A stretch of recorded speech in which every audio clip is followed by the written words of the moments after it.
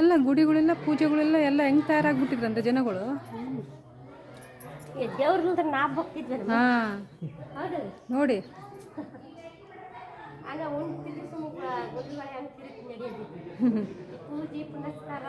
ಅಯ್ಯೋ ಅವರೇ ನಮ್ಮನ್ನು ಕಾಪಾಡೋದು ಎಷ್ಟೊತ್ತಿದ್ರೆ.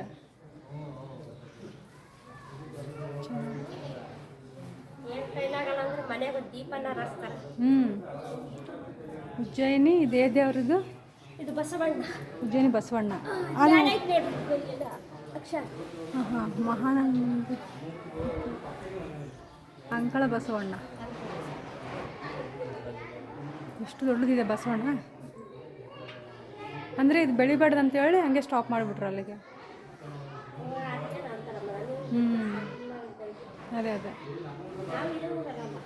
ಹೌದಾ, ಬೇರೂರರ? ಅಲ್ಲಿಂದ ಬಂದು ಇಲ್ಲಿ ಪೂಜೆ ಮಾಡ್ತೀರಾ? ಹೌದಾ.